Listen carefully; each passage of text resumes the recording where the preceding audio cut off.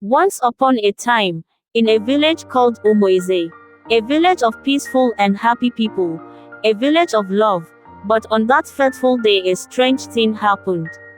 That night, the drums went silent, the wind stopped moving, and the sacred calabash, meant to seal a union blessed by the gods, lay broken in the middle of the shrine floor. Blood and oil mixed on the ground, and the old priest screamed a cry that echoed through the whole village of Umoise. They said no curse had ever been that strong.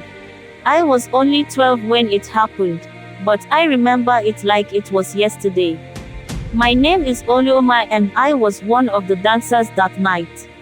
The night the whole village had gathered at the shrine of Ani, the earth goddess. It was Adana's wedding night, the girl everyone called the moon of Umoise. Adana was the kind of girl who made people smile without saying a word. Her laughter was like cool water, after a long day in the sun. But her heart already belonged to Nkim, the hunter's son. They grew up together, fetching water, chasing goats, and sitting by the river until the stars came out. Everyone knew they loved each other, but love didn't matter much in Umoise when the gods had spoken. A month before the wedding, the high priest, Ezeudo, announced that Adana was chosen by the gods to be his wife. The oracle had spoken through the sacred mirror, and the elders bowed to the decision. Ezeudo was an old man, older than Adana's father, but he promised her family wealth, yam bands, and protection from sickness. Her father agreed before Adana could say a word. Nkem begged her to run away with him, but she said, "If we run, the gods will find us." He didn't believe it. He said gods were just men in white chalk who made people afraid. I remember the night before the wedding. Nkem stood by the river, staring into the dark water. He told me he was going to stop the wedding. I was scared for him. Everyone knew what happened to those who crossed Ezeudo.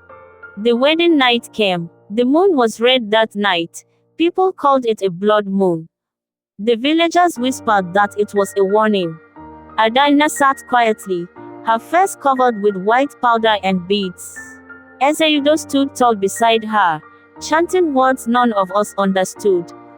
Then came the time to bless their union with the sacred calabash, a bowl filled with palm oil, cowrie shells, and the blood of a white hen. That was when it happened. Nkem appeared from the shadows, his chest bare, his eyes wild like a man possessed. He shouted, "She belongs to me," before anyone could move. Then he did the unthinkable. He struck the calabash with a stone. It shattered. The fire around the shrine went out instantly. The wind started blowing like a storm had entered the village. The old priest screamed, "You have broken the path of the gods." Before morning came, Ezeudo was dead.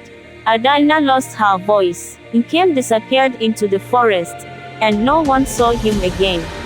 Adana's family became cursed. Their farms dried up. Their goats gave birth to stillborns. Even rain avoided their roof. People stopped visiting them. They said Nkem's family suffered too.